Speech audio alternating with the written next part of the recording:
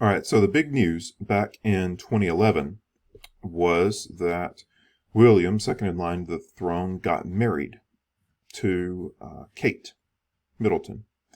And this was a massive jolt in popularity for the royal family. Obviously, William and his brother Harry have seen a lot of good favor in recent years, and so um,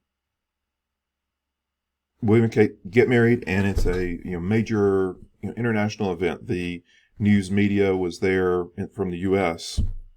Even more so than the rest of the world, was covering the event for days on end before they got married, and then the day of was a huge deal, and so it's just a big deal all around, and um, great event to watch. And so I put the videos here for you to check out. The first being Kate's arrival. So William's mom, Princess Diana, when they got married, it was a big deal as well. Not in a. I know people in the U.S. who stayed up super late to watch it live on TV, but her dress was a big deal. It seems kind of ridiculous by today's standards because there's a great big poofy thing, as you would expect in the 80s there, but. Kate's dress was the big news of the day as well, and so her, everybody, it was a big secret, and so her arriving at the wedding was a huge deal. And so that's the first video here, and the second video is the wedding ceremony itself, and just the full coverage of it, and it's a great thing to see. That it's a really well, the videography of it is really good, and you can tell they put a lot of effort into it, and so you can go back and watch the whole day and see a lot of the coverage around it. But it was just a really interesting thing to get to see. Great moment there for the royal family, and from their marriage, they've had three kids now. I forgot to put the other name: George, Charlotte, and it's bad. I've forgotten the third's name, but hugely popular. Picture of the kids here. So they're a good bit older now. I should have updated the photos. I apologize. But you can, if you follow royal family Twitter or anything like that, their photos pop up pretty often. Kate was trained in college in photography and is just quite a good photographer. So a lot of the photographs that you see of the kids are actually photographs from Kate, which is a lot of fun. So they do official photos with the family and things like that as well. But it's neat to get to see their world that they're creating. So very popular family. And so the newest addition to the family, and there's been some very recent drama, but in 2018, Harry married Meghan Markle, and they first started off obviously with some of the best engagement photos that have ever been taken. These are just fantastic set of photos from their engagement day. This was the first time meeting the press after they got engaged. But she's an American, an actress, and so it's just a big change for the royal family. But since then, and this is just in the last couple of months, they've decided that they want to step back from being working members of the royal family. It's likely maybe she wasn't happy in the role. The world will probably never know other than hearsay on the real reasons for things. But they have since moved to Canada, and then I think they're going to split time between there and the U.S., and they will plan to continue on, doing other things in life besides being working members of the royal family. And so you're going to see lots more of them in the American media just because they've suddenly become sort of A-list celebrities who will probably show up at a lot of A-list celebrity type functions. So that's been the most recent drama. There's always drama with the royal family, and this is the most recent drama, them stepping back and stepping away from their titles as well.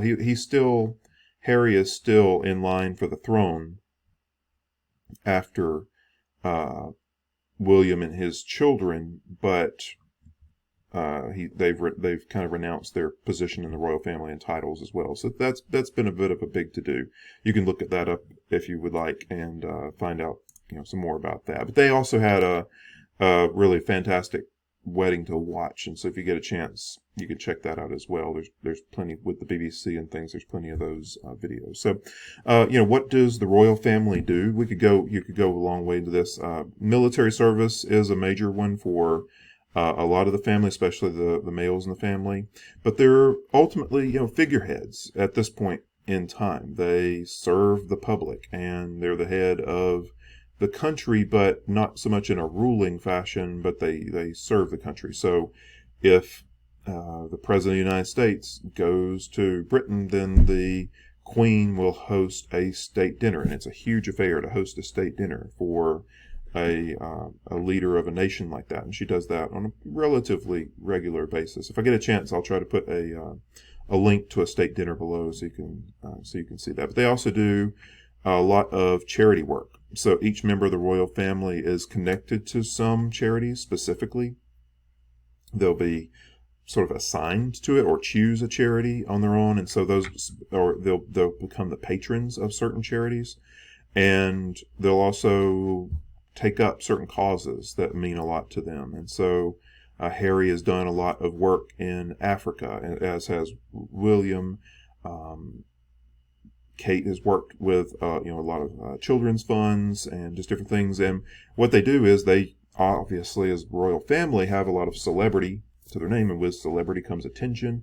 And so they try to direct that attention at certain things that they feel is worth it. And so they do a lot, they have a really full schedule as to where they draw that attention. And so it's a good thing that they're able to accomplish there.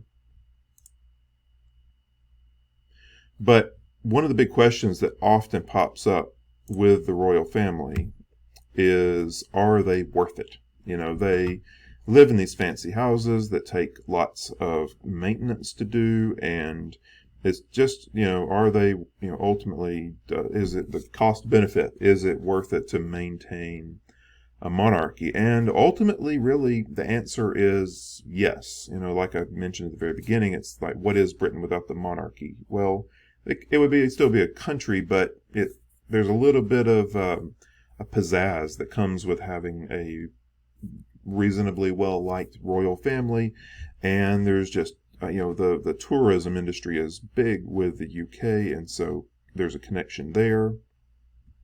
And a lot of people say, well, they just cost too much. And if you watch this video, it's really interesting. CGP Grey, it's one of his older videos, but it's a good one. It breaks down how the monarchy functions as, financially. And yes, they are given money, a certain set amount by the British government, but when you take into account the land that they have essentially leased to or turned over to the British government that generates revenue, plus the tourism dollars that come in based on their popularity, then it really does work out as a net positive for the UK in general to have and maintain a royal family. It balances out in favor of the country. So that's often an argument that gets put out there. But it's worth your time to check out the video. It just kind of puts it in perspective, like what do they accomplish, and so that's and what do they bring in? That's a good one.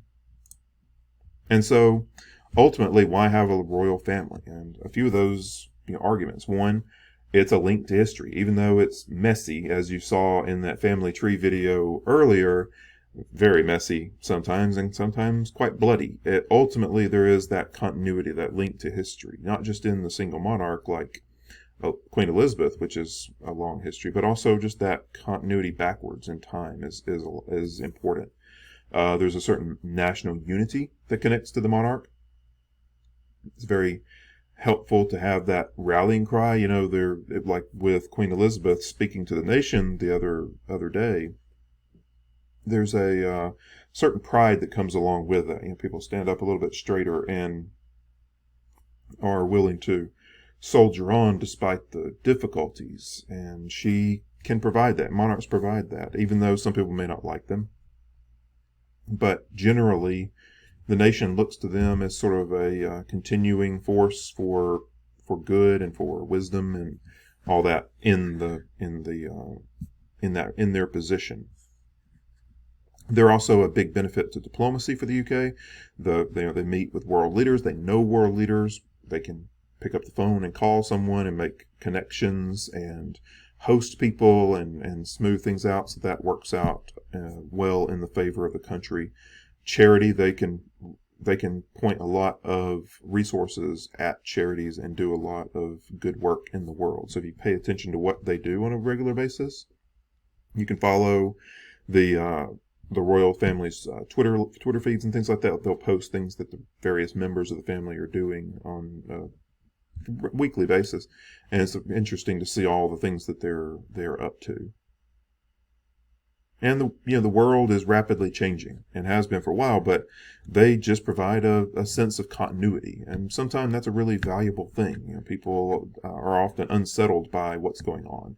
So whether the UK is part of the EU or not part of the EU, or whatever might be happening, ups and downs of Parliament, economic ups and downs, they're always there, and a lot of people find comfort and some real benefit to that. So I hope you can appreciate the royal family a little bit more. Follow the videos. Oh, and I did mean to mention there's one more thing. It's kind of maybe you call it homework, I don't know, but this speaker, this was a video from Cambridge University, and this is David Starkey. Kind of a funny last name, but he has written a number of books about the royal family. He went to Cambridge, and he's also an engaging personality. So he's done a lot of work on British radio and on British television, and has worked with a number of television shows about the royal family. Anyway, he's just a well-versed person and also a good communicator, and so he's interesting to listen to. And so take the time, and you'll really benefit if you can listen to his discussion of the importance of the royal family. He talks about some significance to the U.S. in it, and just in general, it's a really good talk that he gives. So take some time there. You can even put it doesn't have slides, so you can even just kind of put it on in the background and listen to it. But I highly recommend that one. It's a real solid one. So anyway, take the time there, and I hope you do get to appreciate the British monarchy a bit more. And we'll come back next time, and I believe we'll be dealing with the British political system, which is sounds a bit dull, but it's going to be really, really interesting to get to talk about some of the more recent events that have happened. They're quite juicy. So anyway, catch you later. Thanks for being here. All right. Bye-bye.